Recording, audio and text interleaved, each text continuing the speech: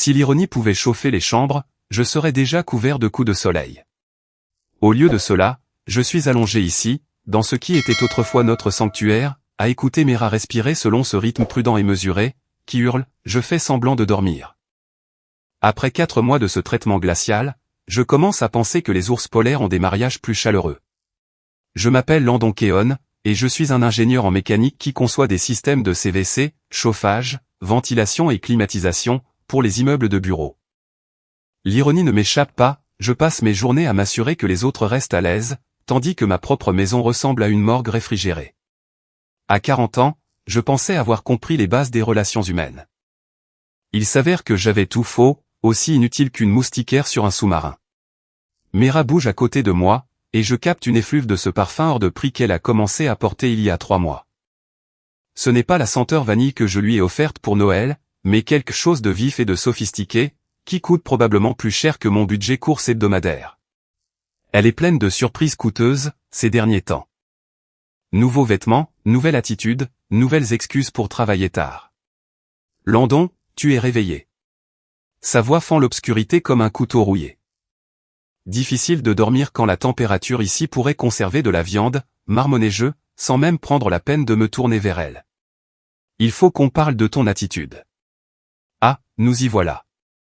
Le rituel nocturne où ma femme m'explique comment tout ce qui ne va pas dans notre mariage découle de mes mystérieux défauts de caractère. Mon attitude.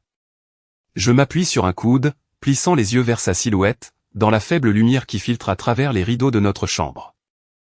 Mera, tu me traites comme si j'avais une maladie contagieuse. Quand j'essaie de te toucher, tu recules.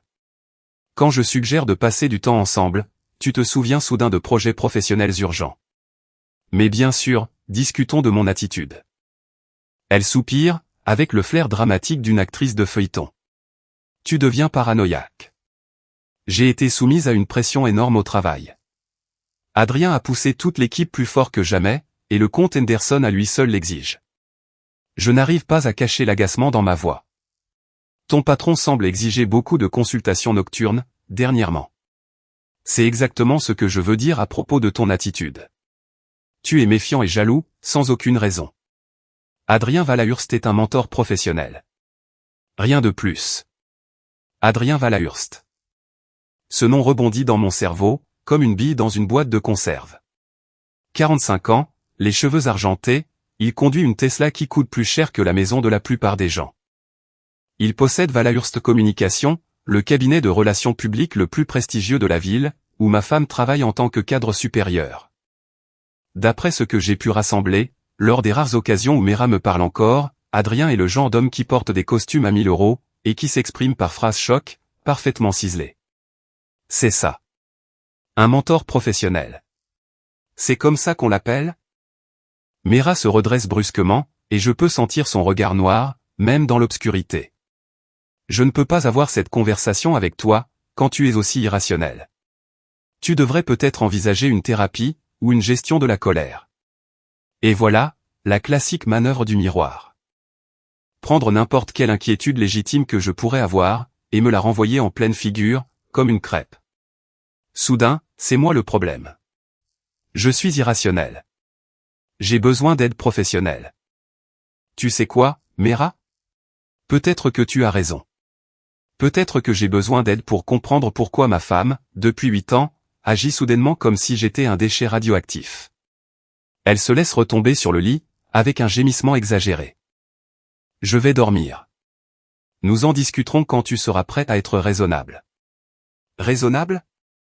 Je fixe le plafond, comptant les ombres projetées par la lampe de sécurité de nos voisins. Depuis quand le fait de vouloir de l'affection basique, de la part de son conjoint, est-il devenu déraisonnable ? Depuis quand poser des questions, sur sa soudaine greffe de personnalité, est-il devenu irrationnel ? Le lendemain matin arrive, avec toute la chaleur d'un contrôle fiscal. Mera est déjà partie quand je me traîne jusqu'à la cuisine, ne laissant derrière elle que le parfum persistant de cette nouvelle fragrance, et une tasse de café dans l'évier.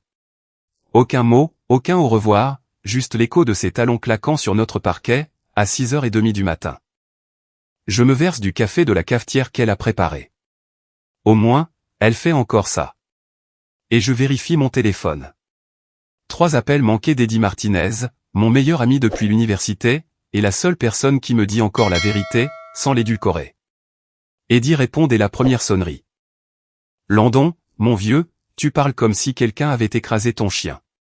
Je n'ai pas de chien, juste une femme qui est apparemment allergique à ma présence. Elle me fait toujours le coup du grand froid. Le cercle polaire est plus chaud que ma chambre, ces jours-ci. Je m'installe sur ma chaise de cuisine, la même que j'occupe pour le café du matin depuis 5 ans. Tout semble pareil, mais rien ne va. Elle a une nouvelle explication, maintenant. Apparemment, j'ai besoin d'une thérapie parce que je suis méfiant. Méfiant de quoi? De son patron, Adrien Valahurst. Elle travaille tard 3 soirs par semaine, et d'une manière ou d'une autre, chaque conversation ramène à ce qu'Adrien pense, ce qu'Adrien veut, ce qu'Adrien a besoin. Eddie reste silencieux un instant. En fond sonore, je peux entendre les bruits familiers de son garage automobile, des outils pneumatiques et du rock classique. Eddie possède Martinez Automotive, et il a ce genre de sagesse pratique, qui vient du fait de réparer des choses qui sont réellement cassées. Landon, laisse-moi te demander quelque chose, et je veux que tu réfléchisses avant de répondre. Est-ce que tu fais confiance à ton instinct? Comment ça? Je veux dire, quand on enlève toute la manipulation, les explications et les excuses, que te dit ton instinct? Je ferme les yeux, et je m'autorise à ressentir ce que j'essaie de rationaliser depuis des mois. La distance, les cachotteries, la façon dont elle s'illumine quand son téléphone vibre, mais le retourne rapidement, face contre table, quand je suis dans les parages. Les nouveaux vêtements, le nouveau parfum, le nouveau vocabulaire rempli de mots comme synergie et positionnement stratégique. Mon instinct me dit que je suis marié à une étrangère. Alors fais confiance à ça, et commence à prêter attention aux détails. Avant de plonger plus profondément dans cette histoire, j'ai une petite demande. S'il vous plaît, abonnez-vous, laissez un j'aime, commentez, et appuyez sur le bouton pour stimuler cette chaîne. Afin que plus de gens puissent découvrir ces incroyables histoires Reddit. Après avoir raccroché avec Eddie, je m'assois dans ma cuisine, buvant un café qui a le goût de la trahison, et fixant le réfrigérateur couvert de photos de temps plus heureux. Il y en a une de notre lune de miel à Cabo. Mera riant de quelque chose que j'ai dit. Ses bras enroulés autour de ma taille, comme si elle ne voulait jamais me lâcher. Cette femme ressemble à un personnage d'un livre que j'ai lu il y a des années. Familière, mais fictive. Mon téléphone vibre avec un SMS de Mera, je travaille encore tard ce soir. Ne m'attends pas, aucune explication, aucune excuse, juste une constatation de fait froide, comme si elle m'informait que le temps serait nuageux. Je réponds, tout va bien. 3 petits points apparaissent, disparaissent, puis réapparaissent. Finalement, bien, juste occupé. Bien. Le mot le plus lourd de sens dans le vocabulaire de l'homme marié. Bien signifie que rien ne va, mais qu'elle ne va pas expliquer pourquoi. Bien signifie que je suis censé accepter les quelques miettes d'informations qu'elle me jette, et être reconnaissant du privilège. Ce soir-là, je réchauffe un reste de pizza, quand j'entends des voix dans notre jardin. Notre maison donne sur la propriété des Henderson, et le son porte facilement entre nos 2 terrains. D'habitude, c'est juste Tom Henderson qui fait griller des hamburgers, ou leurs enfants qui jouent dans la piscine. Ce soir, ce sont des voix différentes, féminines, animées, pleines de commérage. Je les reconnais immédiatement. Sam Chen et Gina Torres, les amies les plus proches de Mera, et collègues cadres chez Valahurst Communication. Elles sont assises sur la terrasse des Henderson, buvant apparemment des verres avec Janet Henderson. Je ne suis pas d'un naturel sournois, mais quelque chose dans leur ton me pousse à sortir sur mon porche arrière, et à écouter. Poursuivez-moi en justice si vous voulez. Quand votre femme vous traite comme une information classifiée, vous commencez à chercher des renseignements partout où vous pouvez en trouver. Je n'arrive pas à croire qu'elle joue encore à la famille avec lui. La voix de Sam porte clairement à travers la cour. Je sais, n'est-ce pas? Ça, c'est Gina, sa voix aiguë, teintée de pleurnicherie et de ragot. Je veux dire, Mera a complètement Adrien enroulé autour de son doigt, et elle fait toujours comme si tout était normal à la maison. Ma pizza a soudainement le goût du carton. Je pose l'assiette et me rapproche du bord de ma terrasse, restant dans l'ombre. Depuis combien de temps ça dure, demande Janet Henderson. Je peux l'imaginer se penchant en avant, avide de détails. Janet collectionne les commérages du quartier, comme certains collectionnent les timbres. Des mois, répond Sam.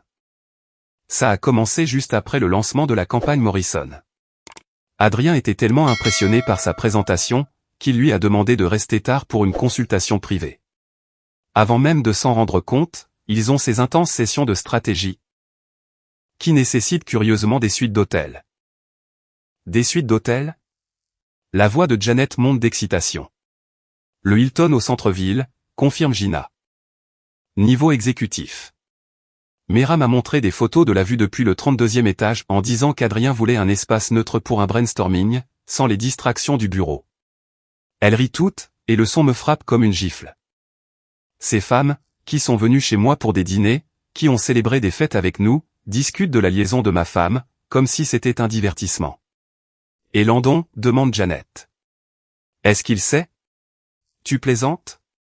La voix de Sam dégouline de mépris. Mera le fait dormir sur le canapé, convaincu que c'est lui le problème. Elle lui dit qu'il est parano et jaloux, et il y croit vraiment. Pendant ce temps, Adrien a une réservation permanente pour la suite. Le pauvre, ajoute Gina. Mais elle n'a pas l'air compatissante. Elle a l'air amusée. Mera dit qu'il est devenu complètement pathétique, posant toujours des questions, essayant d'initier une intimité. Elle peut à peine supporter d'être dans la même pièce que lui. Je serre la rambarde de la terrasse si fort que mes jointures blanchissent. La cruauté désinvolte dans leur voix, la façon dont elles discutent de mon humiliation, comme si c'était une émission de télévision, c'est presque pire que la confirmation de ce que je soupçonnais déjà. Eh bien, au moins elle est heureuse, dit Janet. Adrien est plutôt un bon parti. Célèbre, sophistiqué, riche, beaucoup plus approprié qu'un gars qui répare des climatiseurs pour gagner sa vie, termine Sam. Je veux dire, Landon est assez gentil, mais il est tellement ordinaire. Adrien évolue dans d'autres cercles. Mera a sa place dans les galeries d'art, les galas de charité, les dégustations de vin à 500 € la bouteille. Quand va-t-elle le quitter, demande Janet. Après le gala annuel, le mois prochain, explique Gina. Adrien va être honoré pour ses contributions aux arts, et Mera organise tout l'événement. Elle veut s'assurer que tout se passe parfaitement, avant d'apporter des changements majeurs à sa vie. Intelligent, approuve Sam. S'établir professionnellement, puis gérer les affaires personnelles. Très stratégique. Elle continue de parler, mais j'en ai assez entendu. Je retourne dans ma maison, laissant ma pizza sur la terrasse pour les ratons laveurs. Mes mains tremblent, non pas de tristesse, mais de quelque chose de beaucoup plus dangereux, la lucidité. Pendant des mois, j'ai remis en question ma santé mentale, me demandant si j'imaginais des problèmes qui n'existaient pas. Mera m'avait convaincu que j'étais paranoïaque, jaloux, et émotionnellement instable. Elle avait transformé mes inquiétudes légitimes en défauts de caractère, mes questions raisonnables en preuve de mon incompétence. Mais je n'étais pas fou. Je n'étais pas paranoïaque. J'étais juste marié à une femme, qui avait décidé que je n'étais plus assez bien pour son nouveau style de vie haut de gamme. Je me sers un whisky, le bon, celui que je gardais pour les grandes occasions, et je m'assois dans le salon pour réfléchir. Mera veut jouer à des jeux. Elle veut me manipuler, me faire douter de moi-même, et m'humilier, pendant que ses amis rient à mes dépens. Très bien. Mais elle est sur le point d'apprendre que les gars ordinaires, qui réparent des climatiseurs, en savent parfois un rayon sur les systèmes de pression. Et là, tout de suite, elle va découvrir ce qui se passe quand on pousse la pression au maximum. Je souris pour la première fois depuis des mois. Ma femme veut de l'excitation. Elle veut du drame. Elle veut voir ce qui se passe, quand son récit, si soigneusement contrôlé, est perturbé. Que le jeu commence, ma chérie. Que le jeu commence. Le lendemain matin, je me réveille avec le genre de clarté qui vient quand on accepte enfin une vérité désagréable. Mera est déjà partie. Une autre matinée matinale au bureau. Une autre journée de planification stratégique avec Adrien. Je me sers mon café, et je commence à faire une liste. Premier point, la collecte d'informations. Si ma femme veut traiter notre mariage comme une opération secrète, alors je dois commencer à penser comme un analyste du renseignement. Heureusement pour moi, 8 ans de mariage signifie que je connais ses habitudes, ses mots de passe, et ses cachettes, mieux que quiconque. Je commence par son ordinateur portable, celui qu'elle laisse à la maison, car les protocoles de sécurité de son travail exigent qu'elle n'utilise que les ordinateurs du bureau pour les dossiers clients. Je l'allume, et j'essaie son mot de passe habituel. Adrien 2024. Trop évident, et ça ne marche pas. Bref, j'essaie quelques variations, avant de tomber sur Mera V204. Mera Valahurst. Elle s'entraîne déjà avec son nouveau nom. L'ordinateur portable s'ouvre comme un coffre au trésor. Compte de messagerie, réseaux sociaux, galerie de photos. Tout ce dont j'ai besoin pour comprendre exactement jusqu'où va ce terrier de lapin. Ce que je trouve fait passer ma colère précédente pour de la rigolade. Il y a des centaines de photos. Mera et Adrien dans des restaurants que je ne peux pas me permettre. Mera et Adrien à des vernissages de galeries d'art. Mera et Adrien à des dégustations de vin, des événements caritatifs, des fêtes privées avec des gens dont je reconnais les noms dans les rubriques mondaines. Sur chaque photo, Mera a l'air radieuse, sophistiquée, transformée en quelqu'un que je reconnais à peine. Mais ce sont les courriels qui racontent vraiment l'histoire. Des mois de correspondance entre Mera et Adrien, commençant de manière professionnelle, pour devenir progressivement personnel, puis intime, et enfin planifiant explicitement leur avenir ensemble. Ils discutent de ma situation comme si j'étais un désagrément mineur, à traiter avec délicatesse. Landon devient de plus en plus méfiant, écrivait Mera il y a 3 semaines. Je pense que nous devons faire plus attention au timing. La réponse d'Adrien, ne t'inquiète pas, chérie. Après le gala, nous aurons tout mis en place. Les papiers de partenariat seront signés. Ta promotion sera officielle. Et nous pourrons gérer ta situation domestique, avec un minimum de perturbation. Situation domestique. C'est ce que je suis, maintenant. Pas son mari, pas l'homme qu'elle a promis d'aimer et d'honorer, juste une situation domestique nécessitant une gestion. Je fais des captures d'écran de tout, et j'envoie des copies à un nouveau compte, que je crée spécifiquement à cet effet. Ensuite, je creuse plus profondément, cherchant la preuve irréfutable, celle qui me donnera un moyen de pression. Je la trouve dans son dossier d'éléments supprimés, un document intitulé « Plan de transition post-gala ». C'est un calendrier détaillé pour démanteler notre mariage, complet avec des stratégies légales, des arrangements financiers, et des éléments de langage pour nos amis communs. Selon ce document, je vais être pris au dépourvu au moment parfait, quand je serai émotionnellement vulnérable, et socialement isolé. Le plan est d'une élégance cruelle.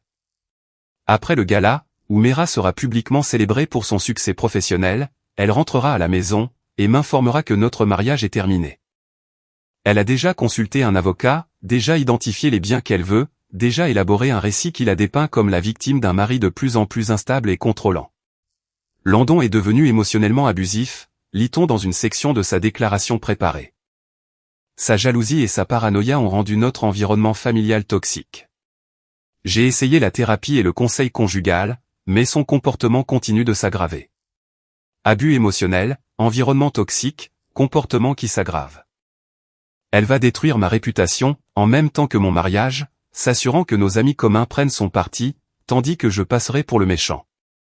J'imprime tout, et je verrouille les copies dans le coffre-fort de mon atelier, puis j'efface l'historique de l'ordinateur, et je l'éteins. Mera ne saura jamais que je suis passé par là, mais maintenant, j'ai des munitions. Mon téléphone sonne. Eddie. Comment va la situation domestique ce matin, demande-t-il, et je ne peux m'empêcher de rire de l'écho involontaire au courriel d'Adrien, me reprenant rapidement. Écoute, j'ai besoin de te demander quelque chose, et je veux ton opinion honnête. Vas-y. Si quelqu'un prévoyait de te baiser complètement, de détruire ta réputation, de prendre tes biens, de t'humilier publiquement. Est-ce que tu le préviendrais que tu as découvert son plan, ou est-ce que tu le laisserais penser qu'il a l'effet de surprise? Eddie reste silencieux un moment. Landon, qu'est-ce que tu as trouvé? Je lui donne la version abrégée. Les photos, les courriels, le plan de transition. Quand je termine, il siffle doucement. Mon frère, ce n'est pas juste de la tromperie. C'est de la destruction calculée. Elle ne fait pas que te quitter. Elle essaie de s'assurer que tu ne t'en remettras jamais. Alors, que ferais-tu? Je ferai en sorte qu'elle soit celle qui ne s'en remette jamais. Mais je serai intelligent. Pas de preuves, pas de témoins, rien qui puisse se retourner contre moi légalement. Je ne cherche pas à enfreindre la loi, Eddie. Je veux juste la justice. La justice et la vengeance ne sont pas la même chose, mais parfois, elles riment. Tu veux mon conseil? Bats-la à son propre jeu. Elle prévoit une humiliation publique lors de ce gala. Retourne la situation contre elle. Fais en sorte qu'elle soit celle qui se fait surprendre. Après avoir raccroché, je passe le reste de la journée à faire des recherches sur Adrien Valahurst et son entreprise. Ce que je trouve est intéressant. Valahurst Communication est prospère, mais l'entreprise repose également sur une image soigneusement gérée, et des relations stratégiques. La réputation d'Adrien est primordiale dans son secteur. Un seul scandale majeur pourrait faire s'effondrer tout son empire. Je fais également des recherches sur sa femme, Céline Valahurst. 41 ans, ancienne mannequin devenue philanthrope, connue pour sa beauté glaciale et son intelligence acérée. Elle siège au conseil d'administration de 3 grandes œuvres caritatives, et a la réputation de détruire quiconque la contrarie. Fait intéressant, elle et Adrien maintiennent des comptes de réseaux sociaux séparés, et apparaissent rarement ensemble en public désormais. Ce soir-là, Mera rentre à la maison à son heure habituelle, assez tard pour éviter une conversation profonde, assez tôt pour maintenir l'illusion d'un mariage normal.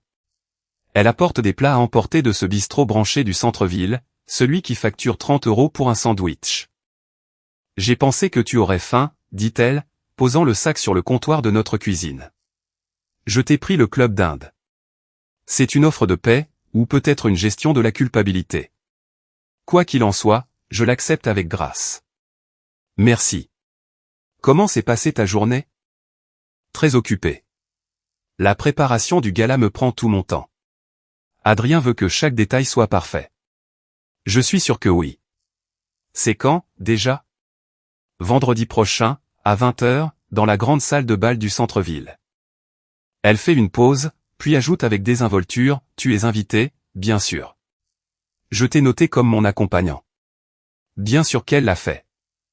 Elle veut que je sois là, pour assister à son moment de triomphe, complètement ignorante du fait que je marcherai droit dans son embuscade soigneusement préparée. L'idée de sa confiance, de sa certitude qu'elle contrôle chaque variable, me fait sourire. Je ne manquerai ça pour rien au monde, lui dis-je. Je vais même louer un smoking. Elle semble surprise par mon enthousiasme. Vraiment? Je croyais que tu détestais ce genre d'événement.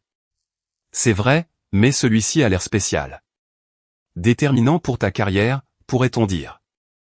Cette nuit-là, après que Mera se soit endormie, je lance la phase 2 de mon plan. Je crée un faux compte sur les réseaux sociaux, et commence à suivre les acteurs clés du cercle professionnel de Mera. Adrien, Céline, les principaux clients, les membres du conseil d'administration de Valahurst Communication. J'étudie leurs publications, leurs connexions, leurs personnages publics. Puis, je fais mon premier pas. J'envoie un message privé à Céline Valahurst, depuis un compte anonyme. J'ai pensé que vous devriez savoir que votre mari a dépensé les fonds de l'entreprise dans des suites d'hôtels, pour des divertissements personnels. Le Hilton du centre-ville conserve des registres détaillés. Je ne m'attends pas à une réponse immédiate, mais j'en reçois une dans l'heure. Qui est-ce? Je tape en retour, quelqu'un qui croit en l'équité. Vérifiez les rapports de dépenses de la direction pour les 3 derniers mois. Cherchez les frais sous la rubrique lieu de consultation client. Ensuite, je me déconnecte et je vais me coucher, dormant mieux que je ne l'ai fait depuis des mois. Les jours suivants s'écoulent dans un calme étrange. Mera continue sa routine de départ matinaux et d'arrivée tardive, mais je remarque des changements subtils. Elle est plus anxieuse, vérifiant constamment son téléphone, prenant des appels dans l'autre pièce. Quelque chose se passe au travail, et ça la rend nerveuse. Le jeudi soir, elle rentre à la maison avec l'air épuisé. Tout va bien, demandai-je, non pas parce que je me soucie de son stress, mais parce que je veux évaluer comment mon message à Céline se propage dans la dynamique du bureau. Juste des trucs de boulot. Adrien a été en réunion avec le conseil d'administration toute la semaine. Une sorte d'audit interne. Un audit? Ça a l'air sérieux. Ce n'est probablement rien, juste une révision financière de routine. Mais sa voix manque de conviction. Cette nuit-là, j'exécute la phase 3. En utilisant à nouveau l'ordinateur portable de Mera, j'accède à sa messagerie professionnelle, et je trouve exactement ce que je cherche, la liste des invités pour le gala. 250 des personnes les plus influentes de la ville, y compris des journalistes, des politiciens, des chefs d'entreprise, et des influenceurs sur les réseaux sociaux. Je crée un nouveau compte de messagerie anonyme, et je commence à rédiger un message qui fera exploser le monde si soigneusement construit de Mera, exactement au bon moment. Mais je ne l'en vois pas encore. Le timing est primordial, et je veux un impact maximum. Le vendredi matin arrive, avec une chaleur inhabituelle pour la saison. Mera vibre littéralement d'énergie nerveuse, courant partout dans la maison, comme si elle préparait une opération militaire. Les traiteurs seront là à 16h, marmonne-t-elle, cochant des éléments sur une liste. Les fleurs à 17h, le test du système de sonorisation à 18h, les invités commencent à arriver à 19h30. On dirait que tu as pensé à tout. Elle me lance un regard acéré, comme pour détecter un sarcasme, mais je garde une expression neutre. Je dois être là tôt pour superviser l'installation. Tu peux me rejoindre là-bas à 20h, n'est-ce pas? L'adresse est. Je l'ai. Grande salle de bal du centre-ville, 20h, tenue de soirée. C'est ça. Elle s'arrête à notre porte d'entrée, me regardant avec une expression que je n'arrive pas tout à fait à déchiffrer. Pendant un instant, je pense qu'elle pourrait reconsidérer son plan, qu'elle pourrait se souvenir de l'homme qu'elle a épousé, et de la vie que nous avons construite ensemble. Puis, son téléphone vibre avec un SMS, et tout moment de doute qu'elle aurait pu avoir s'évapore. Elle sourit. Le premier sourire sincère qu'elle m'ait fait depuis des mois. À ce soir, Landon. Ce sera une nuit inoubliable. Après son départ, je m'assois dans ma cuisine, buvant du café et pensant à la soirée qui s'annonce. Mera a raison sur un point, ce sera certainement une nuit inoubliable, mais pas de la manière dont elle s'y attend. Je passe la journée à faire les derniers préparatifs. Je récupère mon smoking de location, je me fais couper les cheveux, et je revois mon plan une dernière fois. Tout doit se dérouler dans le bon ordre, avec un timing parfait. À 18h, j'envoie mon email soigneusement rédigé à chaque personne figurant sur la liste des invités du gala. L'événement de ce soir célèbre l'excellence professionnelle, mais certains participants pourraient être intéressés d'apprendre que Valahurst Communication a utilisé les ressources de l'entreprise pour financer des relations personnelles entre dirigeants. Documentation disponible sur demande. Je ne le signe pas, et je l'envoie depuis un compte intraçable, mais j'inclus juste assez de détails pour planter des graines de doute et de curiosité. Ensuite, je m'habille, j'ajuste ma cravate, et je me prépare à assister au couronnement de ma femme. Qui, si tout se passe comme prévu, deviendra plutôt son exécution publique. Le jeu est sur le point de commencer, et pour la première fois depuis des mois, j'ai toutes les cartes en main. La grande salle de bal du centre-ville brille comme un écrin à bijoux sous les lustres en cristal, tout en feuilles d'or et en colonnes de marbre qui ont probablement coûté plus cher que mon salaire annuel. J'arrive élégamment en retard, à 20h15, et je m'arrête sur le pas de la porte pour observer le champ de bataille. 250 membres de l'élite de la ville se mêlent, flûte de champagne à la main et sourires étudiés aux lèvres, leur conversation formant une symphonie de réseautage stratégique et de positionnement social. Les hommes portent des smokings qui leur vont comme une seconde peau, tandis que les femmes glissent dans des robes de soirée qui coûtent plus cher que mon camion. C'est le monde de Mera, maintenant, ou du moins le monde dans lequel elle essaie d'entrer. Je la repère immédiatement. Elle tient court près du stand de la vente aux enchères silencieuse, radieuse dans une robe bleu nuit que je ne lui ai jamais vue. Ses cheveux sont relevés en un chignon élégant, et elle porte des boucles d'oreilles en diamant, qui n'étaient définitivement pas dans notre boîte à bijoux ce matin. Elle a l'air sophistiquée, raffinée, transformée, et complètement à l'aise, d'une manière qu'elle ne l'est plus jamais à la maison. À ses côtés, naturellement, se trouve Adrien Valahurst. Il est tout ce que j'attendais, et plus encore. Cheveux argentés, parfaitement soignés, portant un smoking qui a probablement son propre code postal. Il a la main posée au creux du dos de Mera, dans un geste intime sans être flagrant, possessif sans être vulgaire. Pour quiconque les regarde, il ressemble au couple de pouvoir parfait. Ce qui est plus intéressant, c'est ce que je ne vois pas, Céline Valahurst n'est nulle part près de son mari.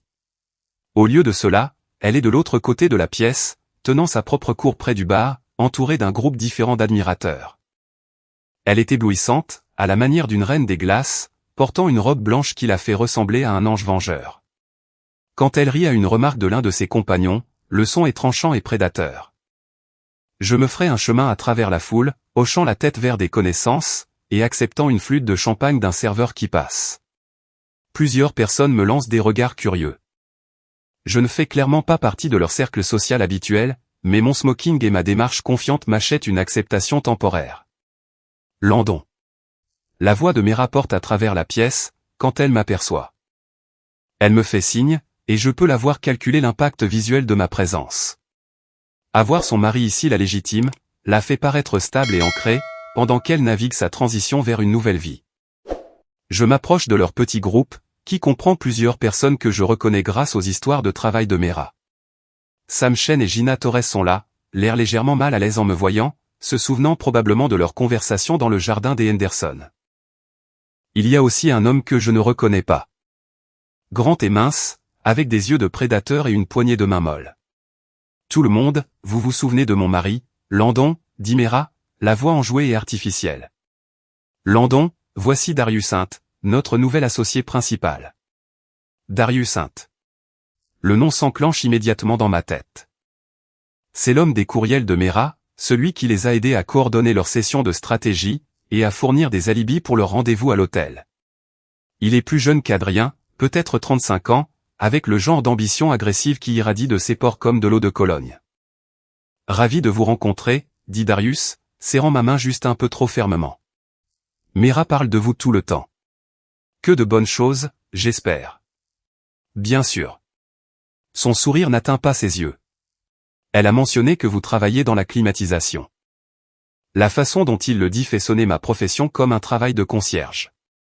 Je lui souris en retour, m'alignant sur son ton condescendant. Système CVC, en fait. Je conçois l'infrastructure qui maintient des bâtiments comme celui-ci confortables. Tout consiste à comprendre les différentiels de pression, et à savoir exactement où appliquer la force pour un effet maximum. Quelque chose vacille dans l'expression de Darius, comme s'il n'était pas sûr que je parle de climatisation, ou de toute autre chose. Comme c'est fascinant, intervient Adrien avec fluidité. Mera m'a tant parlé de votre travail. Des services essentiels, vraiment. Les fondations qui rendent tout le reste possible. Il se montre gracieux, avec cette manière étudiée des hommes à succès, qui ont appris à charmer tous ceux qu'ils rencontrent. Mais il y a autre chose dans son attitude, une tension subtile qui suggère qu'il n'est pas tout à fait à l'aise avec ma présence. En parlant de fondation, dis-je, j'ai entendu dire qu'il y avait eu une sorte d'audit dans votre entreprise récemment. J'espère que tout est solide. L'effet est immédiat. Le sourire d'Adrien se crispe presque imperceptiblement, tandis que Mera me lance un regard d'avertissement. Sam et Gina échangent des regards, et Darius trouve soudainement sa coupe de champagne très intéressante. Juste une révision financière de routine, dit prudemment Adrien. Rien qui n'affecte nos opérations quotidiennes. Ravi de l'entendre. Mera était un peu stressée à ce sujet. Je n'étais pas stressé, intervient rapidement Mera. Juste très occupé avec les préparatifs du gala. Bien sûr, c'est tout un événement. Vous devez être très fier de ce que vous avez accompli. Je laisse mon regard dériver autour de la pièce, admirant les décorations opulentes, l'atmosphère parfaitement orchestrée, la chorégraphie minutieuse de la richesse et du pouvoir. Puis, je reporte mon attention sur Adrien, avec une curiosité innocente. J'imagine que des événements comme celui-ci nécessitent un investissement important, le traiteur, le lieu, les divertissements. Ça doit facilement atteindre les 6 chiffres. L'entreprise considère que c'est une dépense justifiée, répond Adrien. Mais il y a maintenant une légère pointe de nervosité dans sa voix. Établir des relations avec des partenaires clés est essentiel à notre modèle économique. Absolument. Et je suis sûr que le conseil d'administration apprécie le retour sur investissement. À ce propos, où pourrais-je trouver Madame Valahurst? J'aimerais la remercier de m'avoir inclus ce soir. La température autour de notre petit groupe chute de plusieurs degrés. Le visage de Mera pâlit, tandis que la mâchoire d'Adrien se contracte presque imperceptiblement. Céline est dans les parages, dit-il vaguement, probablement en train de réseauter avec les membres du Conseil des Arts. Je la trouverai plus tard, alors. Je me tourne vers Mera, avec mon sourire le plus affectueux. Chérie, pourrais-tu m'apporter une autre coupe de champagne? J'aimerais discuter de stratégie commerciale avec Adrien. C'est un test, et nous le savons tous. Autrefois, Mera aurait levé les yeux au ciel, devant ma tentative transparente d'affirmer ma domination. Ce soir, elle est coincée entre son rôle de belle épouse, et son désir de protéger Adrien de tout ce que je pourrais dire. J'y vais, se porte rapidement volontaire Darius, voulant clairement échapper à la tension grandissante. Merci, mais j'ai demandé à ma femme. Je garde un ton léger, mais tout le monde comprend le message sous-jacent. Mera force un sourire. Bien sûr, je reviens tout de suite. Pendant qu'elle s'éloigne, je remarque qu'Adrien la regarde avec une faim à peine dissimulée. C'est le regard d'un homme qui la considère comme sa propriété, temporairement prêtée à un mari encombrant. Elle est remarquable, n'est-ce pas, dis-je sur le ton de la conversation. 8 ans de mariage, et elle me surprend encore. Mera est certainement talentueuse, approuve prudemment Adrien. Oh, elle est pleine de talent que je découvre encore. Juste cette semaine, j'ai appris qu'elle était devenue une excellente photographe. Des centaines de photos sur ses appareils personnels, galeries d'art, restaurants, soirées privées. Elle a documenté toute une éducation mondaine. Le verre de champagne d'Adrien se fige à mi-chemin de ses lèvres. Il est assez intelligent pour comprendre l'implication. J'ai vu les photos de lui et Mera ensemble. La photographie peut être un passe-temps gratifiant, dit-il finalement, surtout quand on a des sujets aussi intéressants. Bien que j'imagine que certaines photos soient plus privées que d'autres. Discrétion professionnelle oblige. Nous nous dévisageons un instant. Deux hommes qui comprennent exactement ce qui se dit, sans en parler directement. Adrien calcule maintenant, essayant de déterminer ce que je sais, et ce que je compte faire de ces informations. Landon, dit-il doucement. Nous devrions peut-être parler en privé un de ces jours. Il pourrait y avoir des malentendus qui gagneraient à être clarifiés. J'aimerais beaucoup. Bien que je pense que ce soir ne soit pas le meilleur moment pour des conversations privées. Trop de monde autour, trop de témoins potentiels de ce dont nous pourrions discuter. Avant qu'Adrien ne puisse répondre, une agitation près du bar attire notre attention. Céline Valahurst s'approche de notre groupe, et elle n'est pas seule. Elle est accompagnée de deux hommes, dans des costumes coûteux, qui ont l'allure indubitable d'avocats ou de comptables. Adrien, dit-elle, sa voix portant clairement au-dessus des conversations environnantes. J'ai besoin de te parler. Son ton pourrait geler du champagne. Toutes les personnes à portée de voix se tournent pour regarder, sentant un drame se préparer, avec cette façon qu'ont toujours les gens riches de détecter les scandales. Céline, chérie, ça ne peut pas attendre? Nous sommes au milieu d'eux. Non, ça ne peut pas attendre. Elle se tourne vers moi, avec un sourire aussi tranchant que du verre brisé. Vous devez être Landon Keon. J'ai tant entendu parler de vous. Que de bonnes choses, j'espère. Des choses fascinantes. Je crois comprendre que vous avez un grand sens du détail. Très observateur. La façon dont elle le dit montre clairement qu'elle sait exactement qui lui a envoyé ce message anonyme, sur les notes de frais d'Adrien. Mais au lieu d'être en colère, elle semble presque amusée. J'essaie de prêter attention à ce qui est important. C'est rafraîchissant. La plupart des gens sont tellement égocentriques, qu'ils ratent ce qui se passe juste sous leurs yeux. Elle jette un regard significatif à Adrien, puis à Mera, qui revient avec mon champagne, et a l'air de plus en plus nerveuse. Céline, répète Adrien, ce n'est ni le moment ni l'endroit. Au contraire, c'est exactement le moment et l'endroit. Elle se tourne pour s'adresser au cercle grandissant de spectateurs. Mesdames et messieurs, j'ai une annonce à faire concernant Valahurst Communication. Les conversations autour de nous s'éteignent, alors que les gens sentent que quelque chose d'important se prépare. Mera arrive à mes côtés, le visage pâle, comprenant clairement que ce qui va se passer détruira ses plans si minutieusement élaborés. À partir de lundi matin, poursuit Céline, j'assumerai la direction de Valahurst Communication. Le conseil d'administration s'est réuni en session extraordinaire cet après-midi, et a voté à l'unanimité pour accepter la démission de mon mari. Le silence qui suit est assourdissant. Le visage d'Adrien passe par plusieurs couleurs, avant de se figer sur un gris maladif. Céline, tu ne peux pas. Je le peux, et je l'ai fait.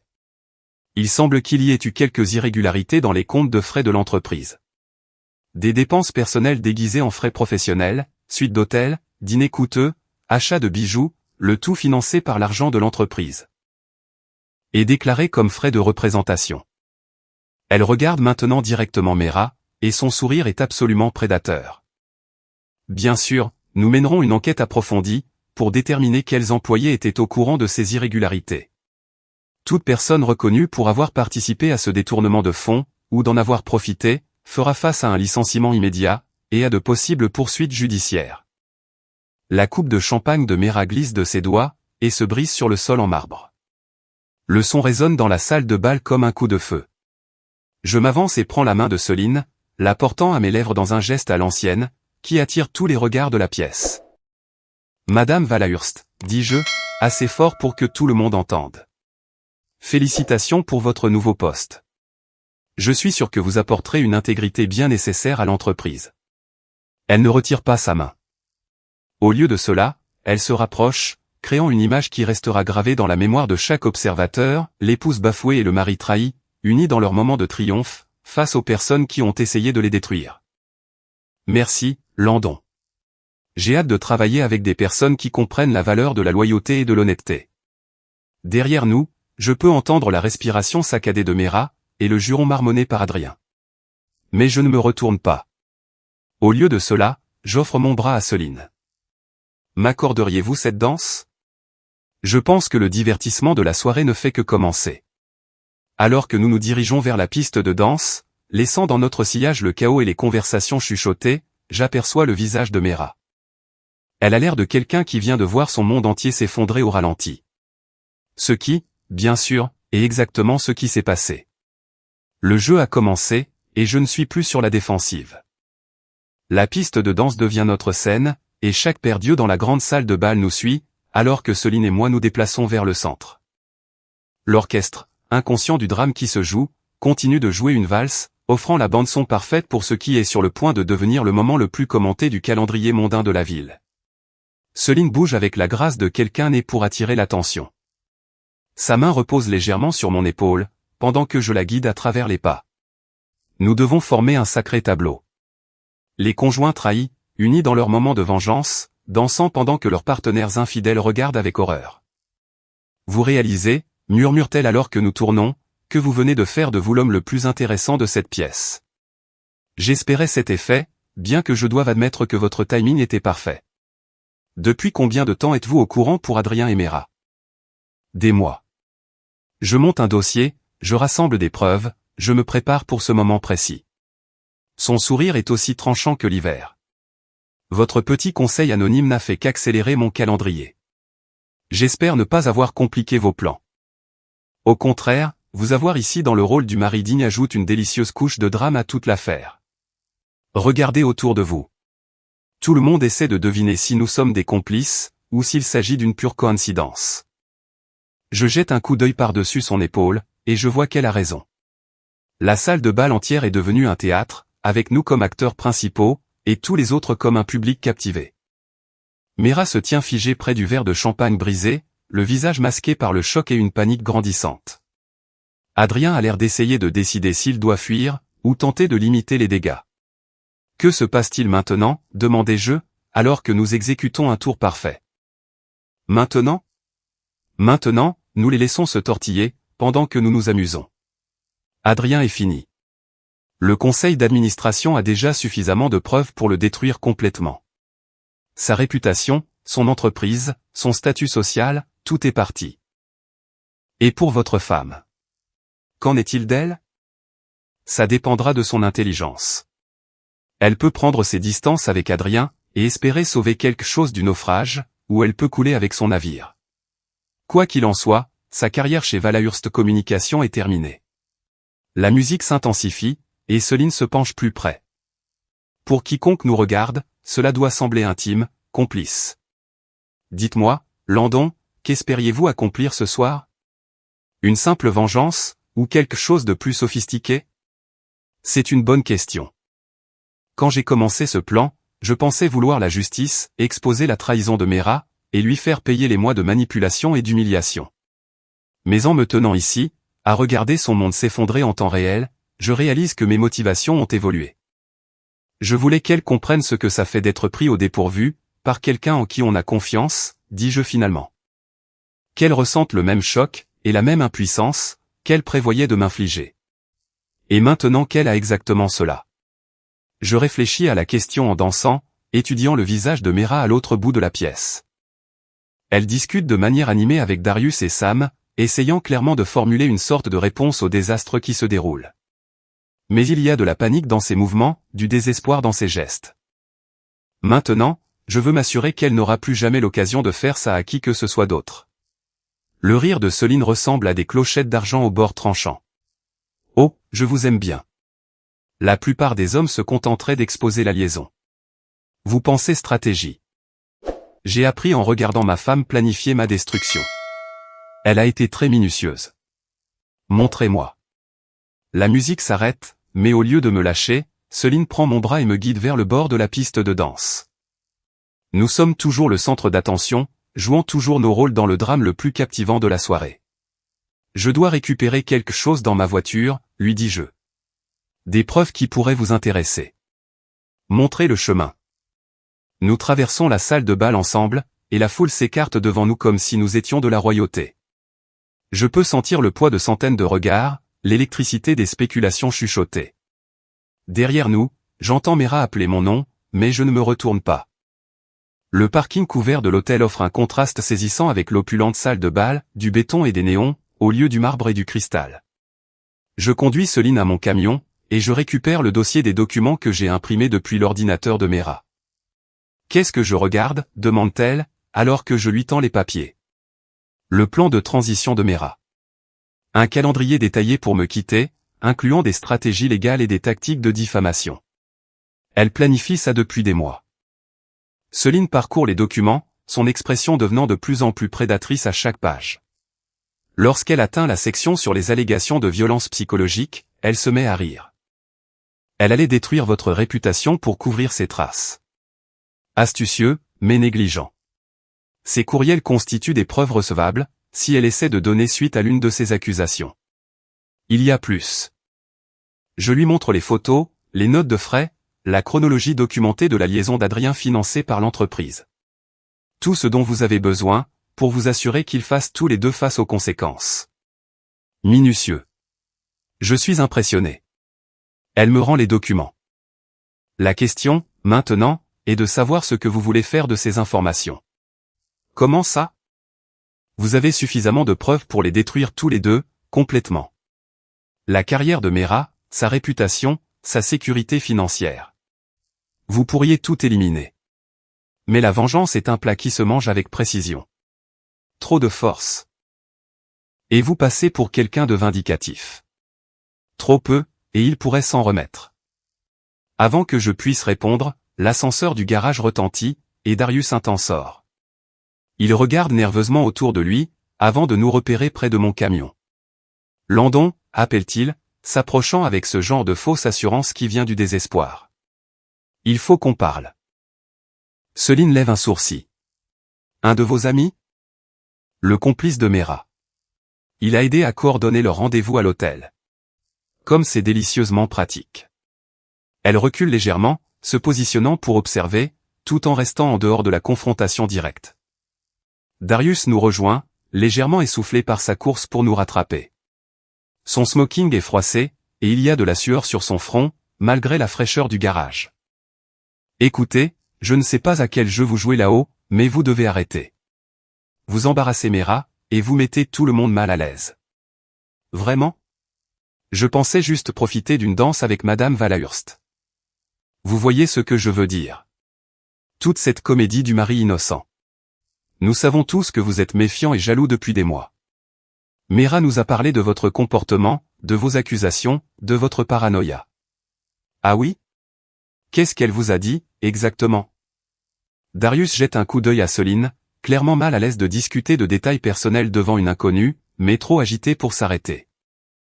Elle nous a dit que vous fouilliez dans son téléphone, que vous la suiviez, que vous lanciez de folles accusations sur sa relation avec Adrien.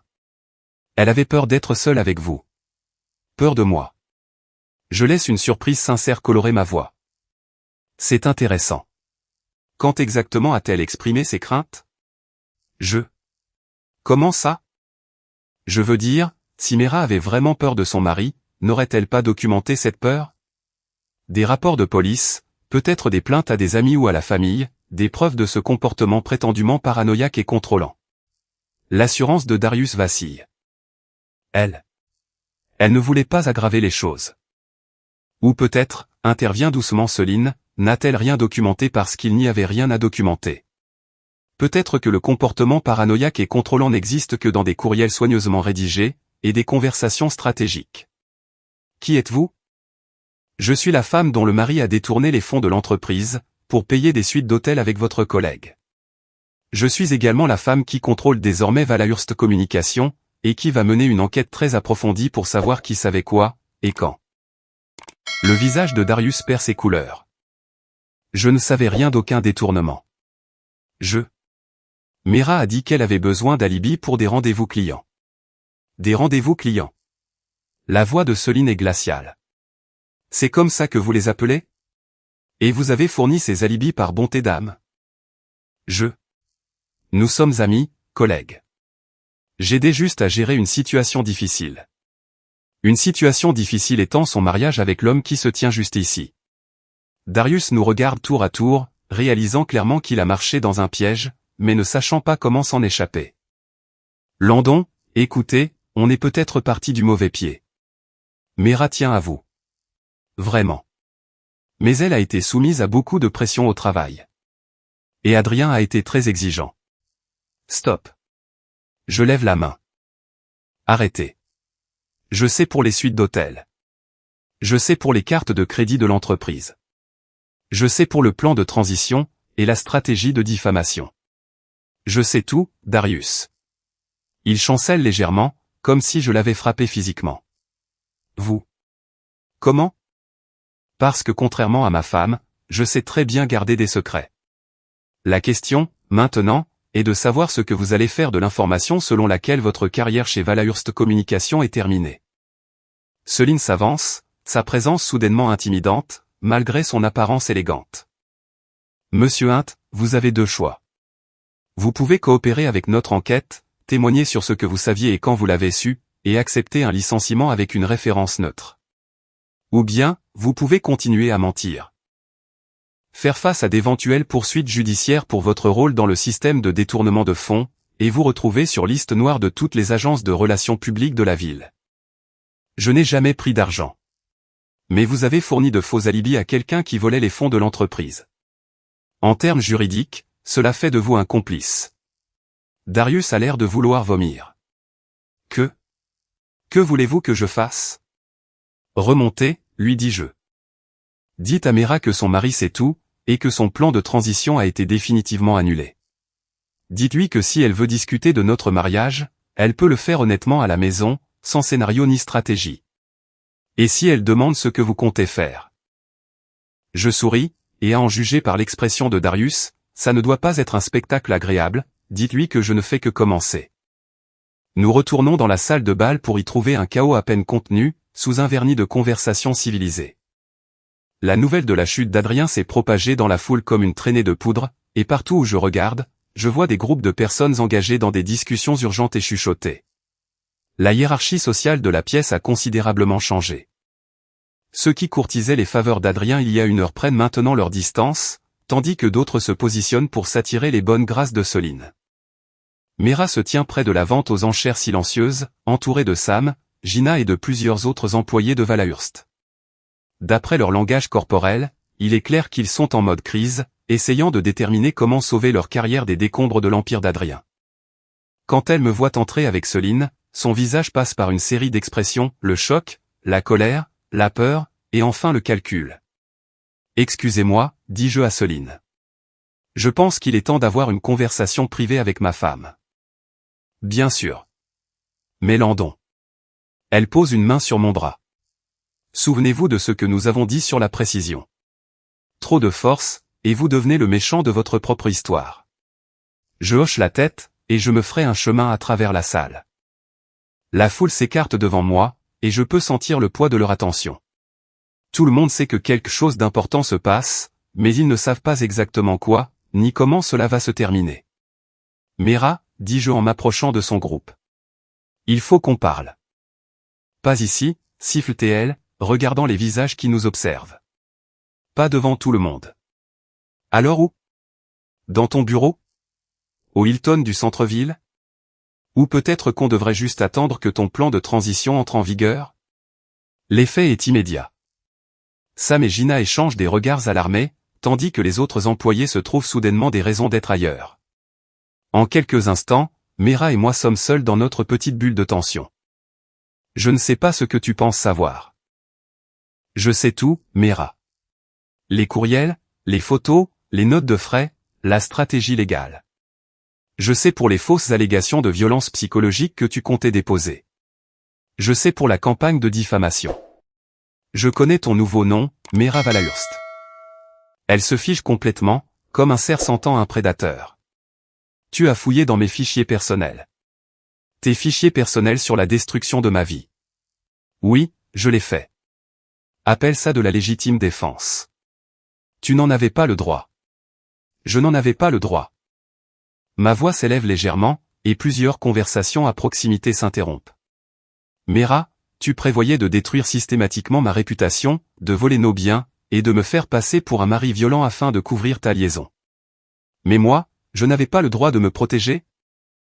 Baisse la voix, murmure-t-elle avec urgence. Les gens regardent. Laisse-les regarder. Laisse-les voir la vraie Mera Keon, la femme qui a passé des mois à manipuler son mari, tout en planifiant sa destruction. Pour la première fois depuis des mois, je vois une peur sincère dans ses yeux.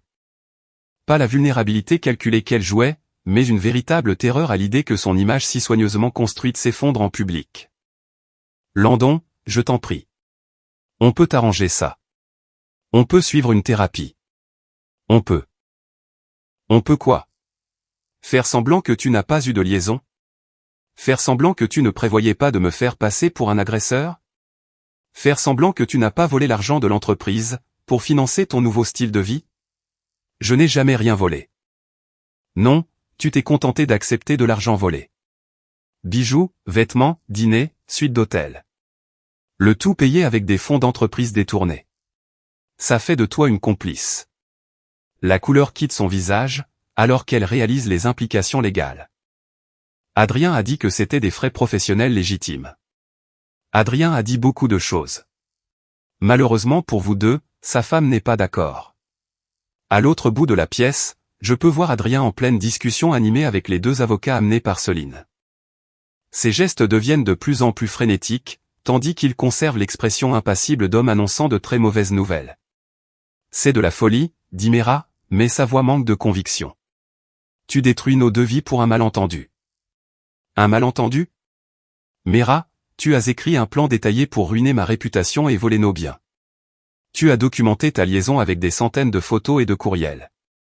Tu as coordonné des alibis avec Darius pour couvrir tes rendez-vous à l'hôtel.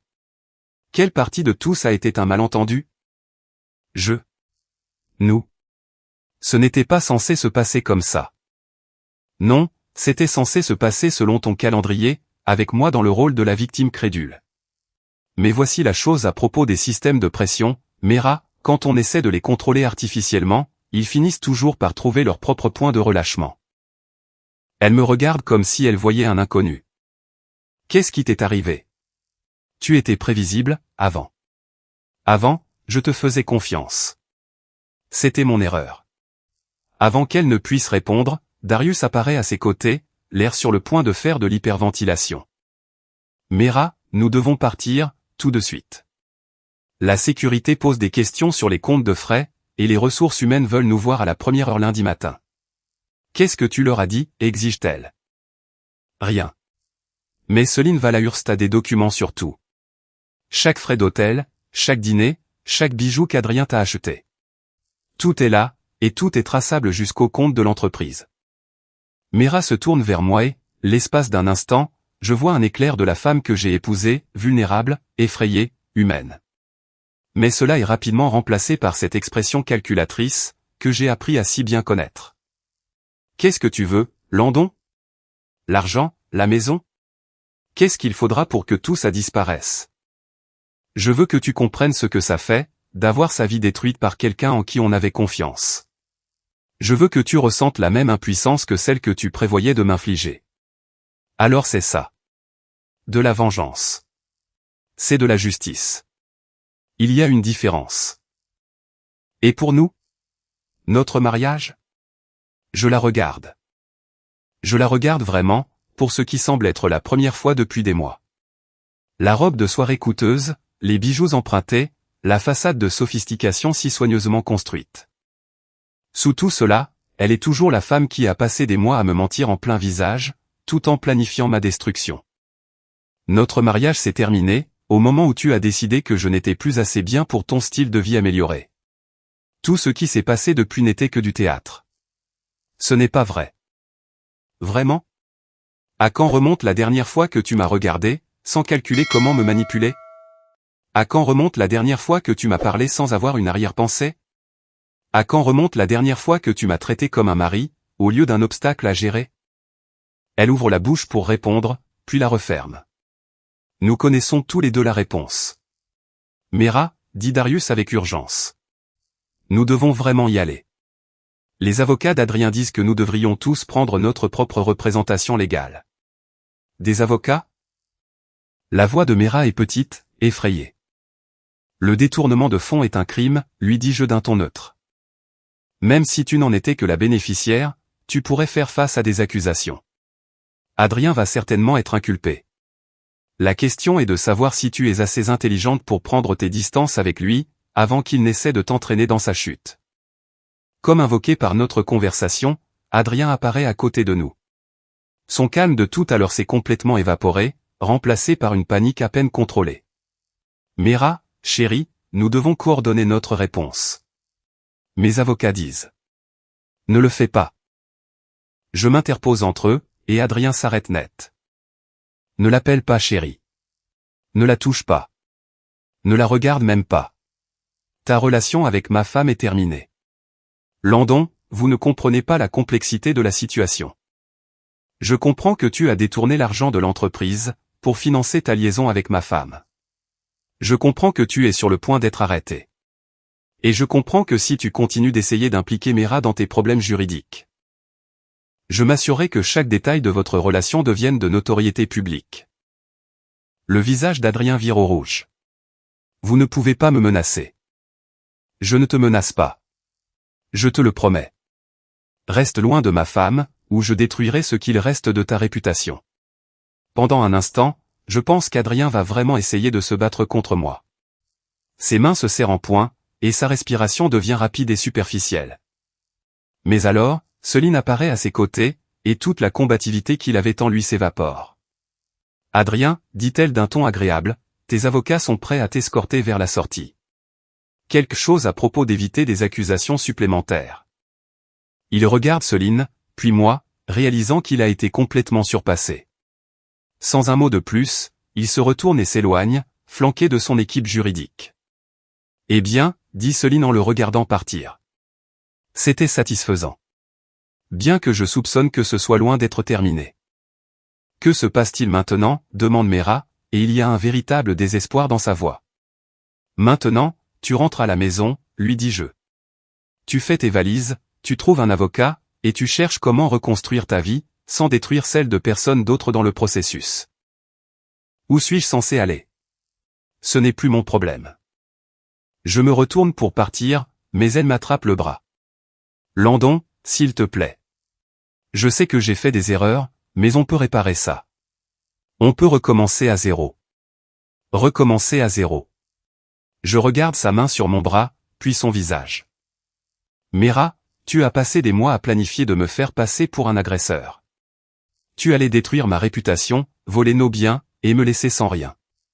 Et tu veux recommencer à zéro. J'étais confuse. Adrien m'a promis des choses, il m'a fait croire. Adrien ne t'a rien forcé à faire. Tu as choisi d'avoir une liaison. Tu as choisi de me mentir. Tu as choisi de planifier ma destruction. Ce sont tes décisions. Elle lâche mon bras, et je vois des larmes se former dans ses yeux. L'espace d'un instant, je ressens une lueur de mon ancienne sympathie, ce désir de la réconforter qui a défini une si grande partie de notre mariage. Puis je me souviens du plan de transition, des fausses allégations d'abus, des mois de manipulation psychologique. Adieu, Mera. Je m'éloigne, la laissant debout dans les ruines de son avenir si soigneusement planifié. Derrière moi, je peux l'entendre pleurer. De vraies larmes, pas la vulnérabilité calculée qu'elle jouait depuis des mois. Mais je ne me retourne pas. Certains ponts, une fois brûlés, doivent le rester. Le trajet de retour se déroule dans un calme surréaliste. Mon camion ressemble à un sanctuaire après l'intensité de la salle de bal, et je me surprends à apprécier des choses simples. L'odeur familière de l'habitacle, le siège confortable usé pour épouser mon corps, la station de rock classique jouant des chansons d'une époque où ma vie avait un sens. Je me gare dans notre allée à 23h30, notant que la voiture de Mera n'est pas encore là. Elle est probablement toujours à l'hôtel, essayant de sauver quelque chose du naufrage, ou se coordonnant avec Darius et ses autres collègues. Peu importe. Quoi qu'elle fasse, ce n'est plus mon problème. À l'intérieur, notre maison semble différente. Les mêmes meubles, les mêmes photos sur les murs, la même tasse de café dans l'évier depuis ce matin. Mais l'atmosphère a changé. Pendant des mois, cet endroit ressemblait à un champ de bataille, où je perdais lentement du terrain. Ce soir, on s'y sent à nouveau chez soi. Je me sers un whisky, et je m'assois dans mon salon, en repensant aux événements de la soirée. 6 heures plus tôt, j'étais le mari crédule, voué à la destruction par sa femme ambitieuse. Maintenant, je suis l'homme qui a si complètement renversé la situation, que ses ennemis font face à des conséquences judiciaires, pendant qu'il est confortablement assis chez lui. Ça devrait ressembler à une victoire, et à bien des égards, c'en est une. Mon téléphone vibre avec un SMS d'Eddie, j'ai vu les nouvelles en ligne. Ça va? Je réponds, mieux que bien. Justice est rendue. Tu veux de la compagnie? Demain. Ce soir, je veux profiter du calme. Fier de toi, mon frère. Tu as géré ça parfaitement. Il a raison. J'ai géré ça parfaitement. Pas de violence, pas d'activités illégales, pas de comportement qui pourrait être retenu contre moi plus tard. Juste de l'information, du timing, et des alliances stratégiques. Mera voulait jouer aux échecs avec ma vie, mais elle a oublié que je suis ingénieur. Je comprends les systèmes, les points de pression, et comment appliquer la force pour un effet maximum. À minuit, j'entends la voiture de Mera dans l'allée. Je ne bouge pas de ma chaise. Je n'allume pas les lumières. Je ne me prépare pas à la confrontation. Quand elle franchit la porte d'entrée, je suis exactement là où elle m'a laissé ce matin, sur ma chaise de cuisine, en train de boire. Sauf que maintenant, c'est du whisky, et tout a changé. Elle me trouve dans le noir, guidée par la lueur de l'écran de mon téléphone. Elle porte toujours sa robe de soirée bleu nuit, mais elle est froissée maintenant, et son maquillage a coulé à cause des larmes. La transformation, de cadre sophistiqué en femme brisée, est totale. Il faut qu'on parle, dit-elle. Vraiment? Je pensais que tu avais tout couvert dans ton plan de transition. Elle grimace à cette référence. Landon, je sais que tu es en colère. Je ne suis plus en colère. La colère, c'est ce que je ressentais quand je pensais devenir fou. Quand tu m'avais convaincu que mes soupçons n'étaient que de la paranoïa. Maintenant. Je suis juste soulagé. Soulagé de savoir que je ne perdais pas la tête. De savoir que mon instinct était le bon. De savoir que je ne suis pas le problème dans ce mariage. Elle s'assoit en face de moi, et dans la pénombre, elle a l'air plus petite, en quelque sorte diminuée. Je n'ai jamais voulu que les choses aillent si loin. Quelle chose? La liaison, le détournement de fonds, le plan pour me faire passer pour un agresseur? Je ne serais jamais allé jusqu'au bout des accusations de violence. C'était juste une assurance. Au cas où tu essaierais de contester le divorce. Une assurance. Je goûte le mot comme quelque chose d'amer. Tu allais détruire ma réputation, en guise d'assurance. J'avais peur. Adrien a dit que tu pourrais essayer de tout prendre, que je devais me protéger légalement. Alors tu as décidé de te protéger en me détruisant.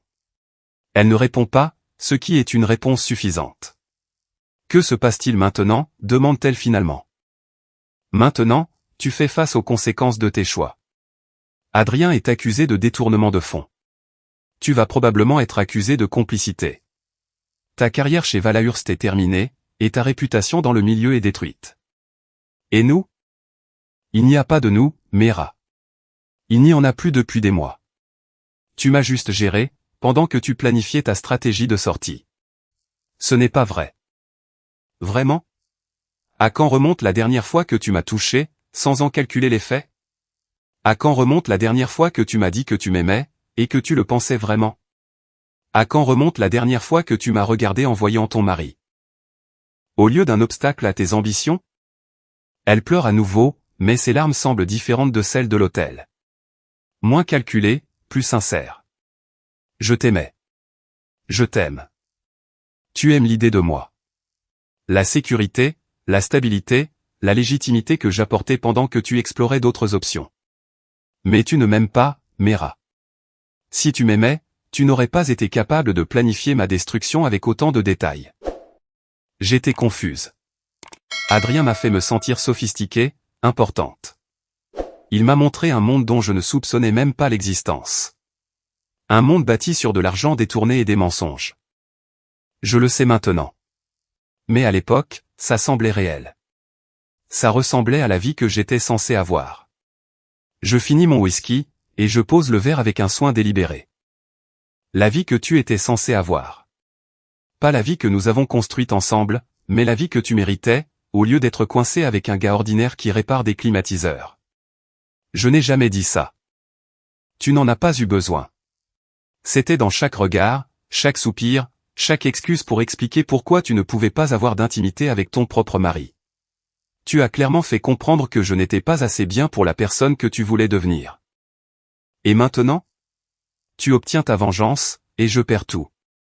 Tu as tout perdu à cause de tes propres choix. Je me suis juste assuré que tu ne pourrais pas m'entraîner dans ta chute.